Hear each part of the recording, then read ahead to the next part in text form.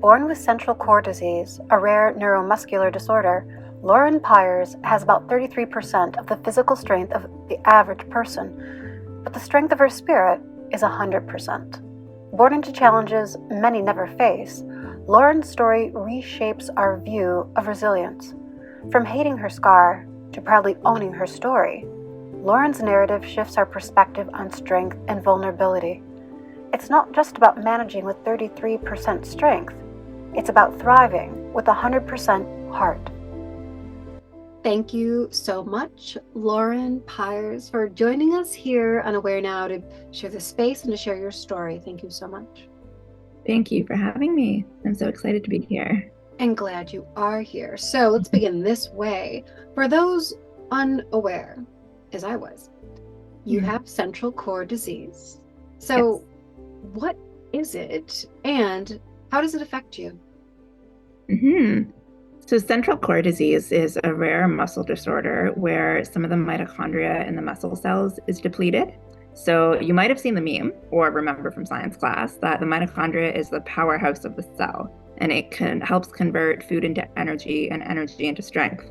But my own strength is about 33% of the average person. So everyday things like going up a flight of stairs, opening a heavy door, getting up from sitting on the ground, everything is just a little bit harder for me. So I have to work a little bit harder at things a lot of people take for granted. Thank you, first and foremost, for that education. Now we know.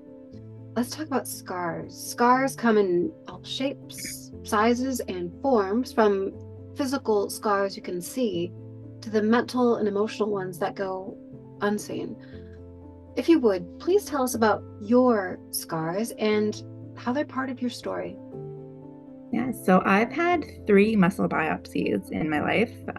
One when I was 10 days old, one when I was about 12, where I was misdiagnosed with something, and then one in my early 20s, where I was finally diagnosed with central core disease. And the scar from when I was 10 days old on my first muscle biopsy, it's a 3-inch scar on my thigh that I always hated. Basically, the doctors didn't think I was going to live back then, so they didn't put too much into the aesthetics of the scar and the surgery. And so as I grew up, it grew with me. And it always felt like the telltale sign of my disability because I didn't talk about it openly for over 30 years. And for over 25 years, I didn't really wear shorts in public. I tried to hide it as much as I could. And it's only now, I feel like later in my life, in the last year and a half, that I've started to accept it as a part of me, and kind of acknowledge what I've gone through because of that.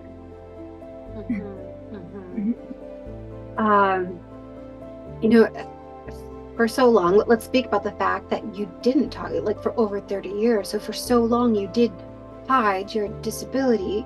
When you stood up, spoke out, and publicly shared it, question for you here is, how was it received by those who knew you and by those who never met you? Yeah, so for most of my life, I would say only a few people knew about it. My close friends, my family, my director at work. But like I had coworkers and people who knew me for years who had no idea. And I first openly decided to talk about it in a virtual inspirational speaking competition called Speaker Slam, where I had to submit a video with a story. The theme was impact, so I decided to talk about the impact of my muscle disability and kind of come out about it for the first time. I recorded the video on a Friday and I had to submit it that night and post it to social media on the Monday. And I spent the entire weekend just out of my mind. Like, I was terrified. I was so nervous, not only for the fact that now it was going to be out there and I was going to talk about it publicly, but also for the fact that people were going to know this about me now. Like, it was going to live on the internet, and some people maybe would see that before they met me. And I had a really hard time wrapping my mind around people finding out before they knew me. But I realized I spent a lot of time and energy trying to hide it because I was worried that people would see me differently. And it didn't occur to me until I shared it that a lot of people felt the same. I had so many messages from people who live with central core disease as well, because it's a rare disease, I've never met anyone with it in person. But I got so many messages from Germany, from Sweden, from France, from the US, from literally all around the world, people who have it and who also never felt identified and felt like they related to my story and were so happy to see it shared and see me talking about it and telling people about it. Because I think for a lot of people who live with it, I've heard there's a certain amount of shame in feeling like you're not able to do things that other people without it are able to do. And so it was an amazing feeling to have that kind of response of people who related to it. And then also in my own life, people who knew me. It was the wildest cross section of people from my life who replied and commented on the video. My old driving instructor, like people I worked with in high school, people I went to university with 10 years ago who knew me then but didn't know anything about it, and saying how they did see me kind of in a new light, but that they were amazed at what I've been through and that I like what I've kind of done with it. And so I was very afraid to first share it, and didn't think that I would have this kind of feeling after, but it has felt very liberating and very freeing since I've shared it. That's awesome. That's awesome. And for those people who did know you so long ago to then say, never knew that, but wow, can't believe you even did that because of this.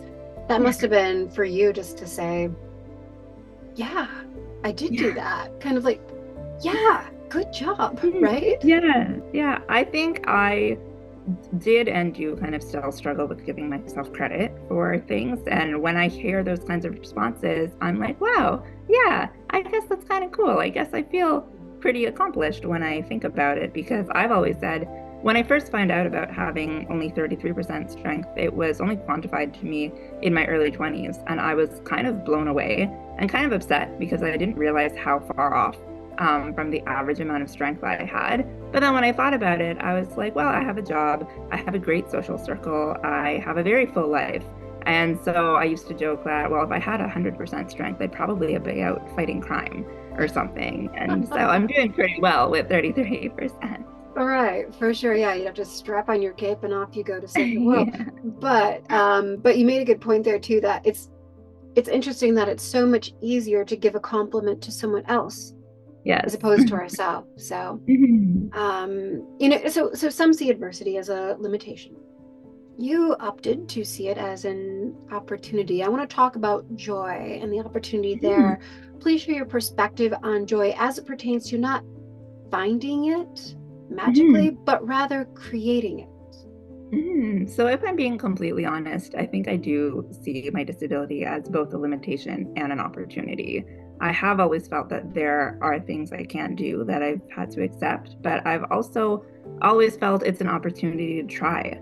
I never let it stop me from trying to do something, whether I know if I'll be able to do it or not, because I've proven myself wrong a lot of the time. I've tried something not knowing how it's going to go and then felt very accomplished when I did do it.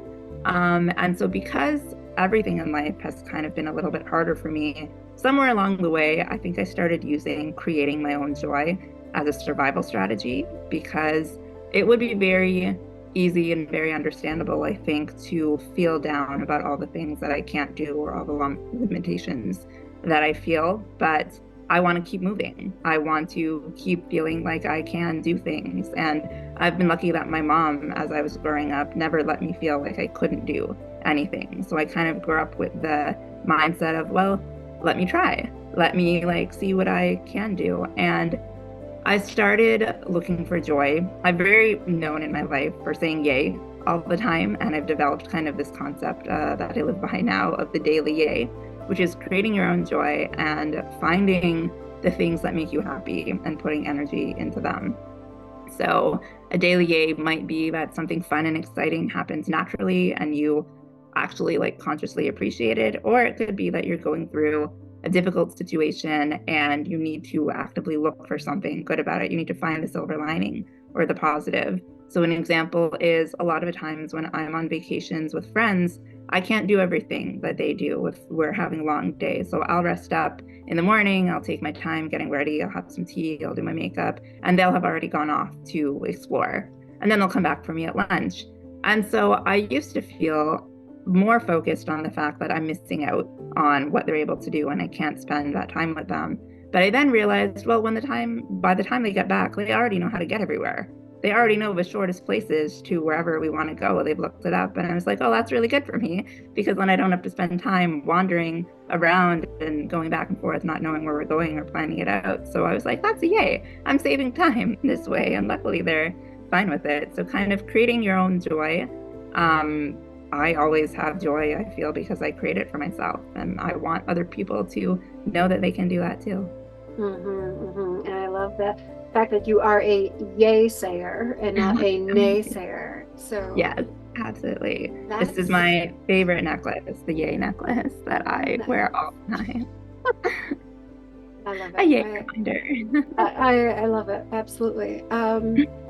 So let's end this way today, Lauren. As an award-winning speaker, finding strength in the sharing of your story, Lauren, what advice would you share today, right here, right now, with those who are afraid of their disability being exposed as you once were?